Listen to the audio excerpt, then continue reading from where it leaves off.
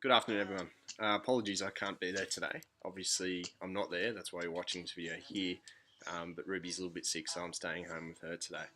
But the purpose of this video is to give you a bit of an introduction about what you're going to be doing in this time, our computer/media time, Wednesday afternoons every week. It will be a little bit of a work in progress in that I really want you to have a bit of a say in what you're actually doing. So there'll be two main components to it this term, and we'll probably split the group, whatever our numbers will be, half the people doing one thing, half the other. The first thing I'll introduce to you that we'll be focusing on is this. It's called a Raspberry Pi. It's basically a mini computer. Now I'm still learning how to use these things too, but luckily for us, Claudia Oldfield, her father, came into school yesterday afternoon and gave me a little bit of a tutorial on how to use them. And this little thing here, he basically turned it into a Chromebook for me. And I was pretty amazed about what it could do. We could install an operating system on it, get on the internet, and by getting on the internet, that means you've got access to Google Apps and stuff like that. So for something that costs $60, it was really, really cool. So this thing has got USB ports. You can plug mice, keyboards, thumb drives in, Ethernet cable for direct connection to the internet. You've got a little audio port, HDMI port, that's to connect it to a screen, little micro USB port for power, and underneath here, a little mini SD card, and that basically is your hard drive.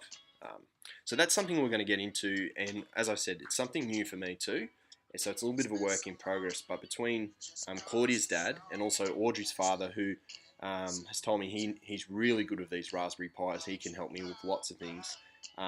They're going to kind of help me get a little bit ahead of you as we go along on this journey.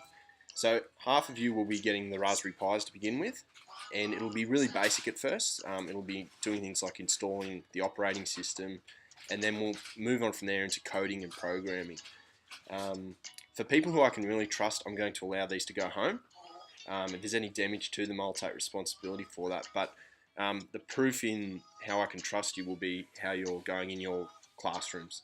So if I can speak to your teacher and say, have they been on task? Are they doing what they should all the time? Then I'll let you take this home and all the things that go with it.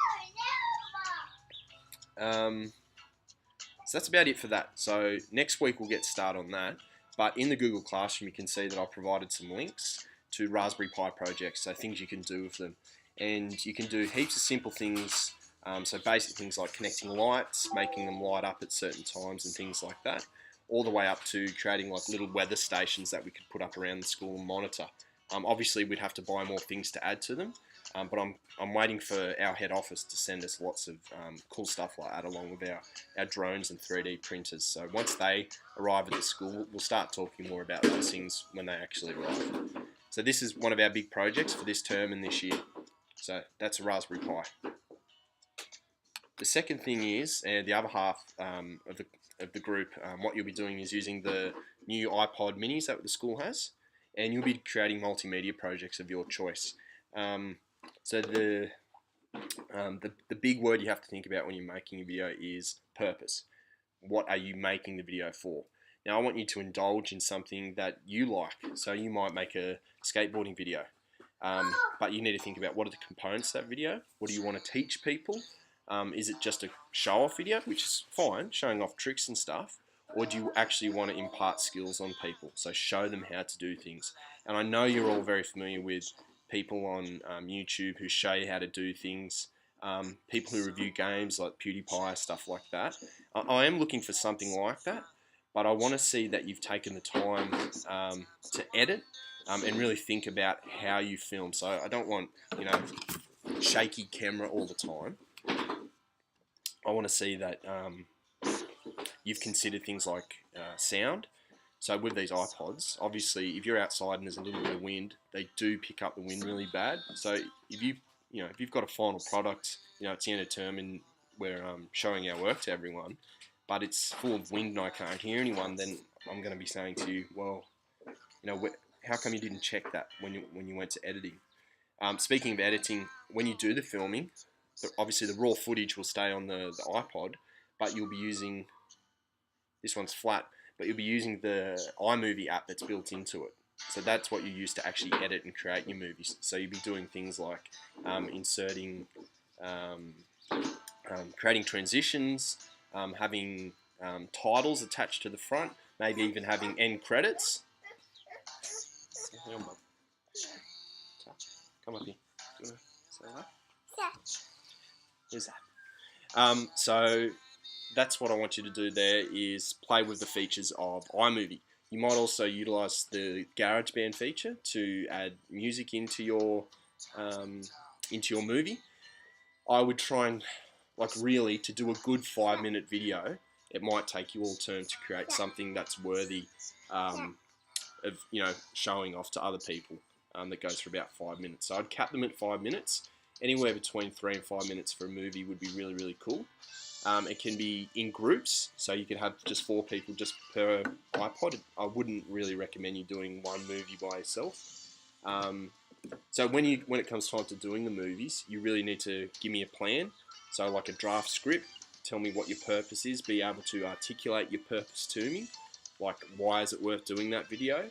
Because you don't really want to create a video that's already been pretty much done. You can do a video that's already been done, but I want to see a bit of your twist on it, a bit of your flavour, so to speak, on that video. That makes it, kind of worth doing. So, hands down. Okay, you can go there. So there are 2 big projects. So what I want you to do in the classroom today is follow the links I've put in about Raspberry Pis, about Raspberry Pi projects. And so maybe spend 20 minutes just looking at that. You can also go home and Google Raspberry Pi projects and see what else has been done out there. That's totally fine. I encourage that. And again, when we build up that trust level and you can convince me that,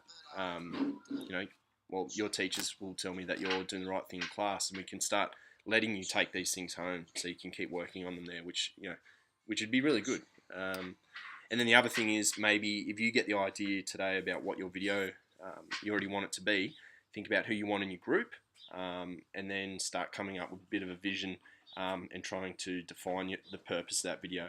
So when we meet next Wednesday, you'll be able to give me hopefully a bit of a skeleton, a bit of an overview of what you're planning to do, because I don't really see myself giving out any of these iPods even next week, because I want a really detailed plan. I'll be there to help you, show you how to use features of iMovie if you're not familiar with it. However, I do remember that last year when you're in year 5, your teachers were pretty happy with the quality of the movies you made on the iPad. So it's more or less the same, just on a smaller screen. I actually think there's a benefit to using these.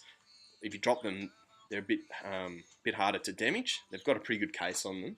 And I actually think just for filming, especially if you're filming yourself, it's alright, hop up. They're actually easier to use, I think, for filming rather than a big clunky iPad. I've also got like selfie sticks. They're not necessarily used, I don't want you to use them for selfies, but they're good to kind of have out on the stick, and then you can do nice, smooth shots when you're holding the stick up. So kind of going along like that. That's really what they're for.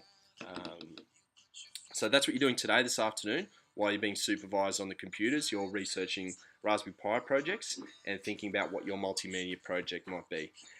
It'll be up to me. I'll decide who does what next week. So I'll be splitting you into 2, the Raspberry Pi students and the multimedia students.